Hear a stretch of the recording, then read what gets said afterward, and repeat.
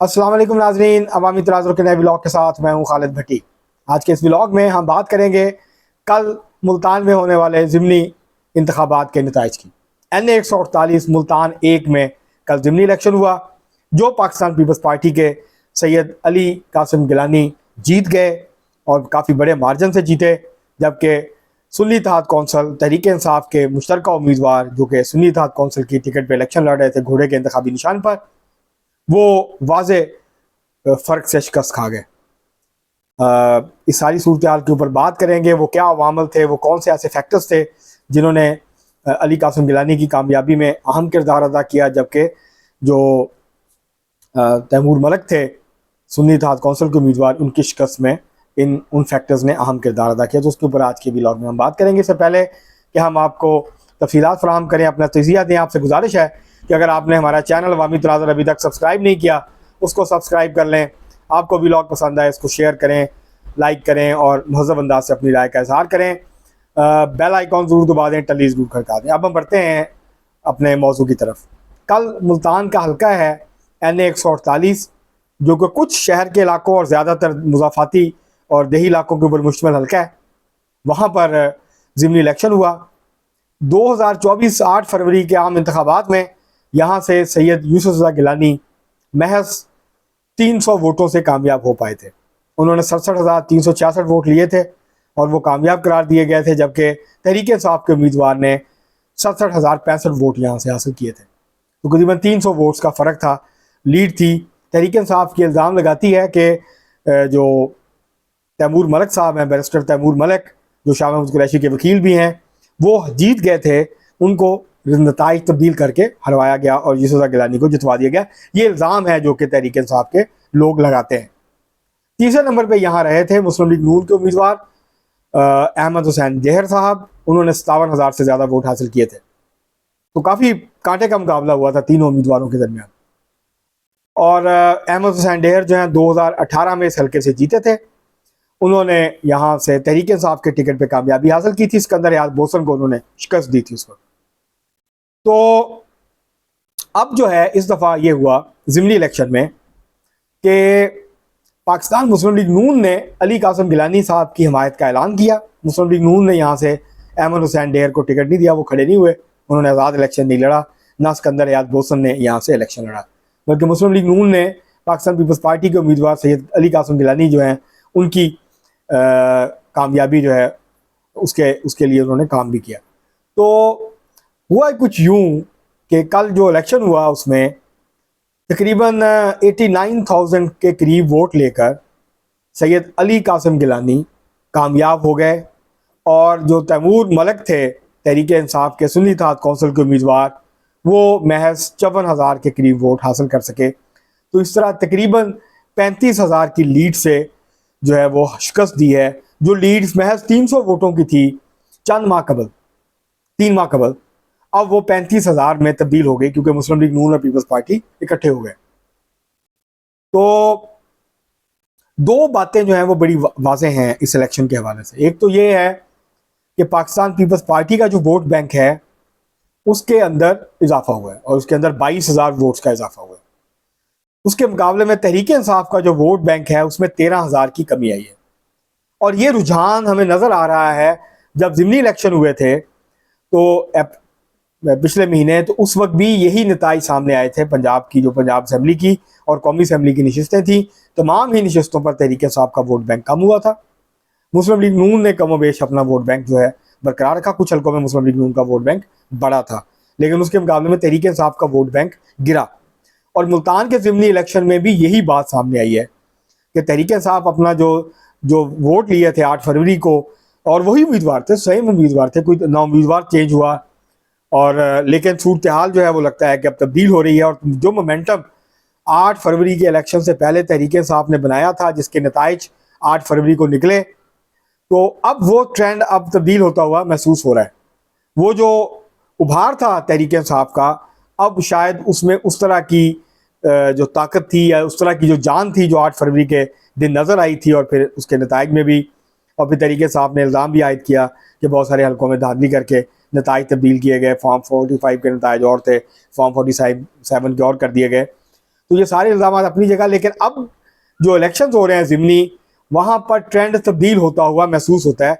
जो 8 फरवरी के रुझान था, 8 फरवरी को तहरीक इंसाफ के हक में था, अब वो उस तरह से तहरीक इंसाफ के हक में नहीं रहा। जो इंडिपेंडेंट वोटर्स थे अब वो वोट नहीं डाल रहे, वोट डाल रहे हैं तो तहरीक इंसाफ को वोट नहीं डाल रहे।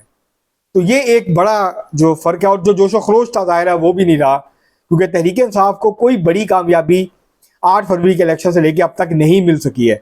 इसके बावजूद कि बड़ी तादाद में वोटर बाहर निकला, 1,80,00,000 के करीब तहरीक इंसाफ को वोट मिला। ये कम बेश उतना ही वोट था जितना 2018 में मिला था, जो टोटल वोट था तहरीक इंसाफ के उम्मीदवारों को। इस दफ़ा भी तकरीबन उतना ही जो है वो वोट उनको मिला। लेकिन अब जो है, लेकिन तहरीक इंसाफ जो है ना तो अब तक इमरान खान साहब को रिहा करवा सकी है, ना इमरान जो तहरीक इंसाफ पे सख्तियाँ थी उसमें कोई कमी आई है, ना तहरीक इंसाफ कोई बड़ी सियासी सरगर्मी कर पा रही है। तहरीक इंसाफ का सारा जोर प्रेस कॉन्फ्रेंसों पे, कौमी असम्बली में तकरीरों पे है, हाउस का इस्तेमाल कर रहे हैं, वो पार्लियामेंट का तकरीरें करते हैं लंबी लंबी, उनके लीडर पॉइंट ऑफ ऑर्डर पे बोलते हैं, बातें करते हैं, या असम्बली के बाहर खड़े होकर एहतजाज करते हैं, कभी किसानों के हक में, कभी जो किर्गिस्तान में वाक़यात हुए पाकिस्तानी तलबा के साथ उसके ऊपर एहतजाज करते नजर आते हैं। तो फील्ड में ऑन ग्राउंड जो सियासी सरगर्मियाँ एक सियासी जमात नॉर्मल किया करती है वो अभी तक तहरीक इंसाफ नहीं कर पा रही है। और दूसरी तरफ जो सूरत हाल है वो ये है कि अब क्योंकि हुकूमत है, एडवांटेज है हुकूमत का, बिल्कुल ज़िमनी इलेक्शन में हुकूमत का एक एडवांटेज होता है। लेकिन जब तहरीक इंसाफ 2018 के इलेक्शन के बाद उसकी हुकूमत आई थी तो पंजाब के ज़्यादातर ज़िमनी इलेक्शन तहरीक इंसाफ की, पंजाब में भी हुकूमत थी उस वक्त, मरकज़ में भी हुकूमत थी, लेकिन इसके बावजूद तहरीक इंसाफ की उस वक्त की हुकूमत इलेक्शन हार रही थी, एक के बाद दूसरे इलेक्शन, 10 इलेक्शन कम अज़ कम तहरीक इंसाफ पंजाब में लगातार हारी थी। तो अब उस वक्त तहरीक इंसाफ को वो एडवांटेज नहीं मिल रहा था, अब इस वक्त मौजूदा हुकूमत को वो एडवांटेज मिल रहा है। और लगता है कि जो गलती मुस्लिम लीग नून से हुई थी 8 फरवरी को, और जिस तरह उनका वोटर नहीं निकला और वो इंडिपेंडेंट वोटर्स को अपनी तरफ माइल नहीं कर पाए थे, अब वो ज़्यादा संजीदगी से कैंपेन्स कर रहे हैं। पाकिस्तान पीपल्स पार्टी ने भी इस हल्के में पूरा जोर लगाया। यूसुफ गिलानी साहब का भी वहाँ पे इन्फ्लुएंस है, उनका अपना ज़ाती वोट बैंक भी है गिलानी फैमिली का। तो अब ये तीसरे फ़र्द हैं, सैयद कासिम गिलानी तीसरे फ़र्द हैं जो कि गिलानी फैमिली के, जो कि कौमी असम्बली के मेंबर बने। इससे पहले उनके 2 भाई कौमी असम्बली के मेंबर हैं, 1 भाई सूबाई असम्बली के मेंबर हैं, तो कौमी असम्बली में तीसरे भाई हैं।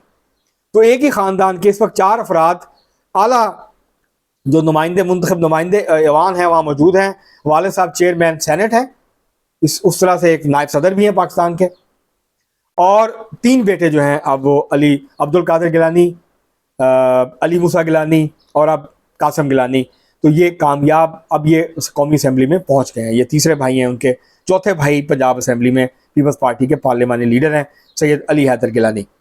तो इस तरह से ये आप कह सकते हैं कि ये बड़ा खुशकिस्मत ख़ानदान है कि ये तमाम अफराद जो हैं, मेल अफराद ख़ानदान के, वो अब असम्बलियों के अंदर मौजूद हैं, ऐवानों में मौजूद हैं, और अपना जो है पाकिस्तान पीपल्स पार्टी के टिकट के ऊपर इस तरह मुल्तान जो डिस्ट्रिक्ट है अब उसकी 3 नशिस्तें जो हैं वो गिलानी ख़ानदान के पास पहले भी थी जनरल इलेक्शन के बाद, अब भी गिलानी फैमिली ने वो बरकरार रखी है।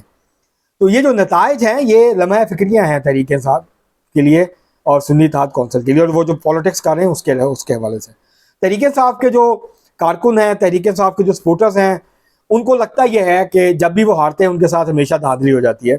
ऐसा नहीं है, इस इलेक्शन में कोई अभी तक सामने नहीं आई ऐसी चीज़ कि जिसके ऊपर कहा जा सके कि वहाँ धांधली हुई है, वहाँ इंतज़ामिया ने अपना असर को इस्तेमाल किया। वो अगरचे होता है किसी हद तक, इसमें तो कोई शक नहीं है।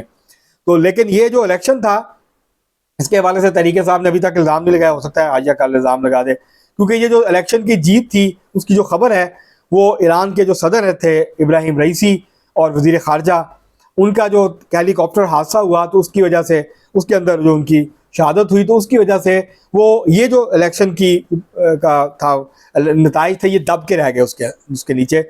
अगर ये अफसोसनाक वाक़या ईरान में ना हुआ होता तो मीडिया पे बहस हो रही होती है इस ज़िमनी इलेक्शन के नताइज को लेकर, उसके ऊपर तजिए हो रहे होते हैं, तो वो खबर जो है वो काफ़ी हद तक उसके नीचे जो है वो दब गई। तो ये इस लिहाज से बड़ा खुशाइंद है कि हुक्मरान इत्तेहाद को एक और कामयाबी मिल गई, और ना सिर्फ कामयाबी मिली है बल्कि बहुत वाज़ेह 35,000 के करीब मार्जिन से कामयाबी मिली है, और ये काफ़ी बड़ा मार्जिन है कौमी असम्बली की नशिस्त का। ज़िमनी इलेक्शन के टर्न आउट कम रहा है, वो ज़िमनी इलेक्शन में हमेशा होता है। 52% से ज़्यादा वोट पड़े थे 8 फरवरी 2024 के इलेक्शन में, इस दफ़ा टर्न आउट जो है वो उससे खासा कम रहा है।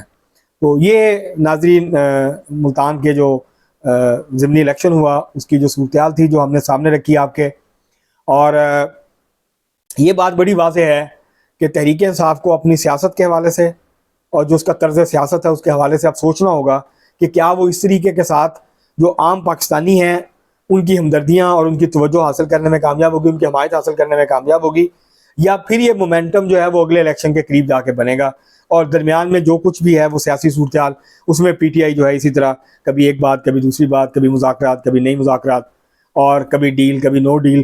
तो इस तरह के जो मामलात हैं, ये जो पॉलिटिक्स है, जिस तरह की बड़कबाजी तहरीक इंसाफ करती है असेंबली में, असेंबली के बाहर, तो क्या ये जो सियासत है ये तहरीक इंसाफ को फ़ायदा पहुँचा रही है या नुकसान पहुँचा रही है, ये सोचने की बात है।